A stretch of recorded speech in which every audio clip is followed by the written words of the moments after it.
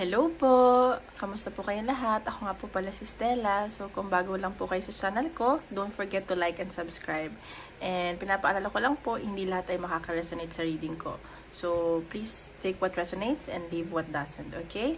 So, ngayon sisimulan na natin kung ano makikita natin sa general love reading. Okay, tingnan natin ang makikita natin sa general love reading.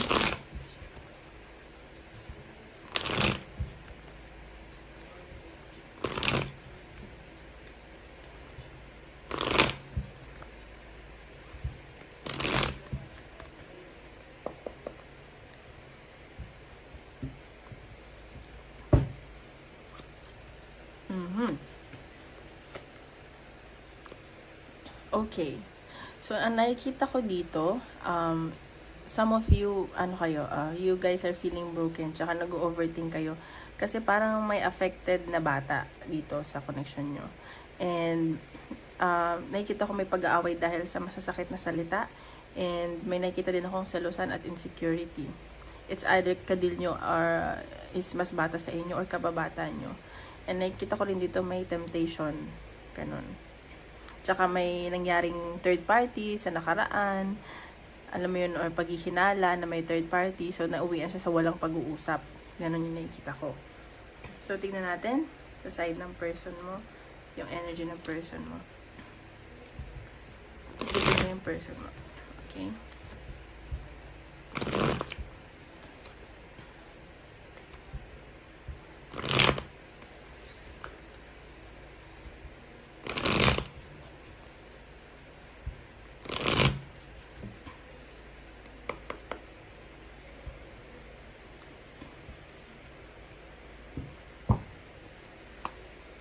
Okay, King of Wands. So, nakikita ko dito parang nagmamatigas yung person mo, pero passionate to sa'yo. Kumbaga, grabe yung nararamdaman niya sa'yo kasi nafe-feel niya na charismatic, ganyan. So, kumbaga, yung temptation din na nafe-feel niya sa'yo. O kaya, dahil siguro kaya nga may temptation na nakikita doon kanina is yung, yung person mo is madaling matukso. Ayun, kasi very passionate siya eh. Kumbaga, alam mo yun, lagi, alam nyo na yun yung word na yun. Yan natin. Nafe-feel niya sa'yo. See, ang nafe-feel niya sa'yo, nagpo-focus ka sa stability mo. So, parang nakikita niya na masaya ka naman, ganyan. Like, marami kang options, maraming offers sa'yo. So, parang hindi ka masyadong affected. Yun yung alam niya. Pero hindi niya alam na affected ka. Pero ikaw, tinatry mo naman na maging okay. See? Nafe-feel niya sa'yo. Gusto ka na itong asawahin. Nakikita ka niya as motherly. Parang, alam mo yun, yung personality mo as a woman. And gusto ka na ata nitong maging pamilya or asawa.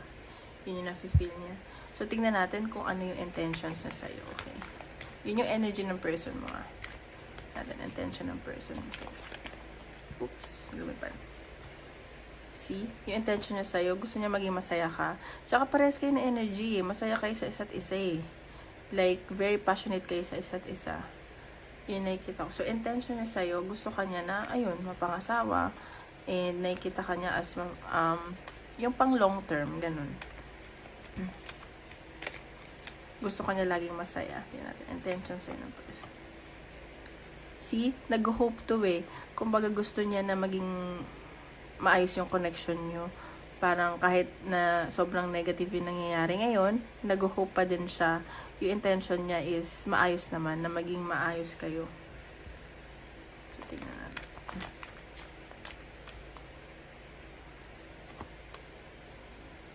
See? Tapos parang nakikita ka niya na hayahay, yung free ka, ganun.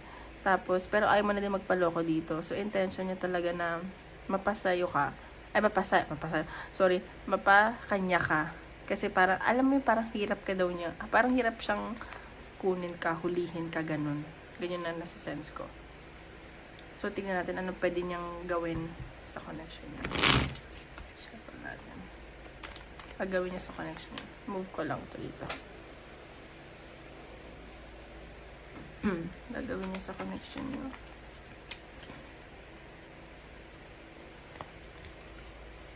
Okay. So, nakikita ko dito, gagawin niya ang lahat para makuha ka. So magiging toxic siya, para magiging siyang, possessive. Mag-ingat ka lang kasi parang, mo to, yung temptation talaga nakikita ko, gagawin niya lahat. Alam mo yun, handa siyang magpaka, mo yun, wild or something like that para makuha ka. Gusto ko talaga niya makuha. Ano. Ayan. So, nakikita niya kasing lumalayo ka kasi may bagong opportunity sa'yo. Pero hahabulin ka nitong taong to. Nakikita ko hahabulin ka niya. Kahit lumayo ka. Ganun. Natin gagawin niya. See? Mag-iisip to ng kung paano kanya kakausapin, yung communication. Sobrang nag-i-overthink to sa'yo. See, mahal ka niyan. Nag-meditate lang yan ngayon. Titignan niya paano. Sobra yung pag-iisip niya sa'yo. So, tingnan natin yung energy mo. Guys, pwedeng baliktad yung energy, So, tingnan natin yung energy mo.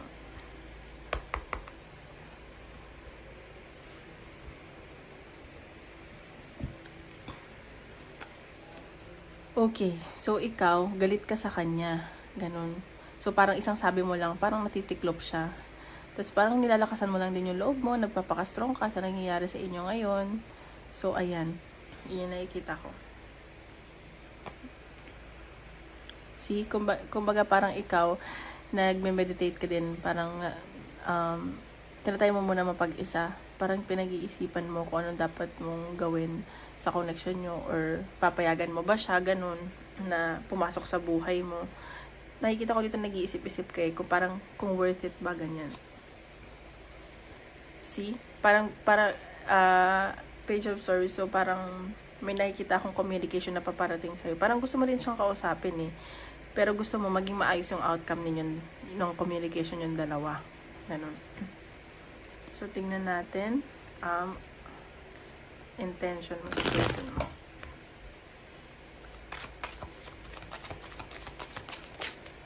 Oops. Knight of Wands. See? Kumbaga, maninigurado ka rin dito sa connection na to eh.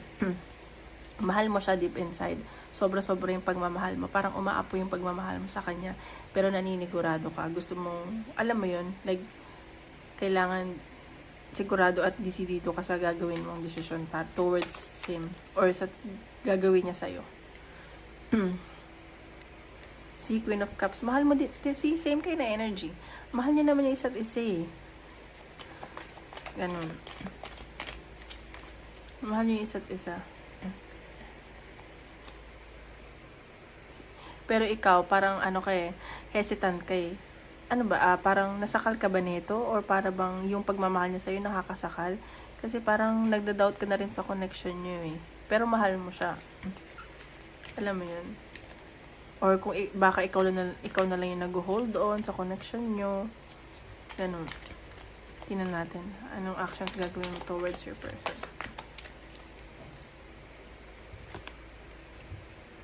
Si Six of Wands. So, ikaw, actions towards him, parang papakita mo sa kanya na bahala ka dyan, maraming nagkakagusto sa akin. Ganon. And, marami naman talaga siya nagkakagusto. Tapos may nakikita din akong travel sa'yo. Baka mag-travel ka papunta sa kanya o magta-travel siya papunta sa'yo. Hindi rin ito hahayaang mapunta ka sa iba. Yun yung nasisense. Gagawin mo. See judgment. So, may titimbangin ka dito. May ibabalanse ka. So, titignan mo kung worth it ba na ipaglaban siya o papasukin sa buhay mo or hindi. May mga titimbangin ka, ganun. See? Ayaw mo na ulit magpaloko. So, parang, ayan o, Five of Cups. May nafe-feel akong panghihinayang sa'yo or ayaw mo manghinayang in the future. So, ayun lang ang sa energy mo. So, maging matalino ka. Parang magiging matalino ka dito. Parang hindi ka magpapakaisip bata. Ganun. So, tignan natin anong gusto mong sabihin sa'yo ng person mo. Kung di man kayo nag-uusap ngayon or hidden, feelings. Okay.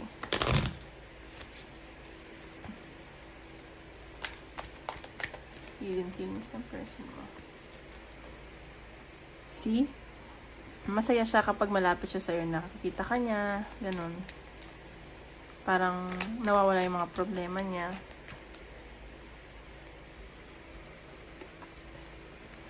I remember every detail of that day. See, kung may nangyari man sa inyo, parang nami-miss niya yun. Parang naalala niya lahat. And chine-cherish niya yung mga moments na nagkasama kayo together. See, I know that I crossed the line with you. So, ano siya eh, tawag dito, parang nawala yung respeto niya sa'yo. Ganun. Yun na nakikita ko, parang, alam mo yun, hindi kanya nirespeto. So, nagsisisi naman siya. Alam naman niya yung ginawa niya. Yun na natin sabihin ng universe. Universe.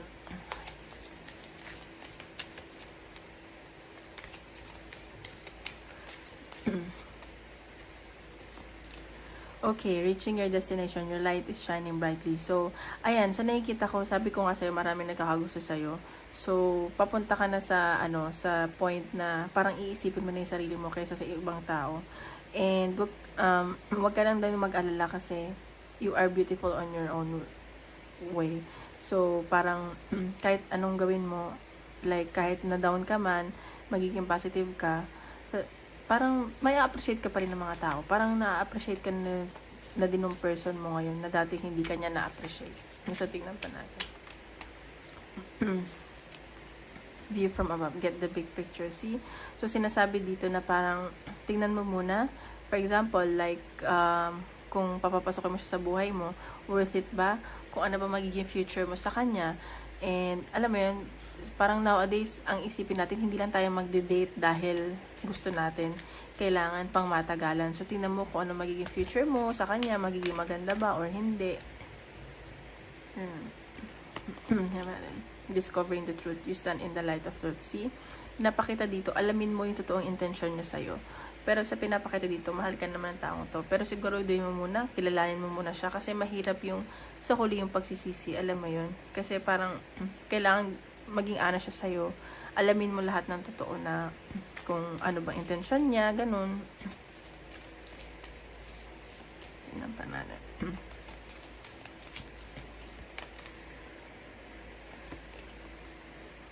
Escapist. Come home to yourself. See? So, sa ngayon, isipin mo muna yung sarili mo, magnilay-nilay ka, mag-meditate ka, kung ano ba talaga ang gusto mo sa buhay mo, ganun.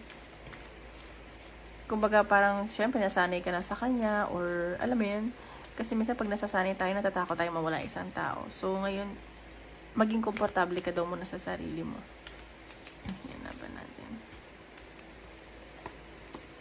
Lighthouse, don't doubt your worth. See? You are enough. Huwag mong i-doubt yung sarili mo na kung worth it ka or hindi. Kasi lahat tayo worth it tayo. Huwag tayo magpapadala dahil, alam mo yun, dahil lang sa isang tao.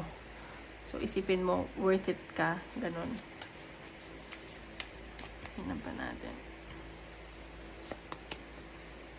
Be honest with yourself. See, maging totoo ka lang daw. Kasi, dun lang naman talaga ang sa kasagutan eh, pag nagpakatotoo ka sa sarili mo. Alam mo yun. So, kung, alam mo, wag mong itago, wag kang manahimik lang. So, sabihin mo kung anong gusto mong sabihin sa kanya, wag kang matatakot. Kasi parang dun ka makakakuha ng freedom. Okay? So, now, isip ka ng question. Sasagutin natin ng universe kung ano yung sagot sa tanong mo. Okay? Isip ka ng question. Okay? Kung gusto mo i-pause yung video, okay lang. Isip ka ng question. Okay, sagot sa tanong. In the near future. So, ito ang sagot sa tanong mo. Malapit na daw yan. Kung ano man yung tinatanong mo, so malapit na daw yan. So, ayun lang po. Maraming salamat po. Tomorrow ulit. God bless. Bye-bye. And guys, nga pala, kung gusto niyo magpa-private reading, message nyo lang ako dito sa Facebook, nasa description box below. Thank you. Bye-bye.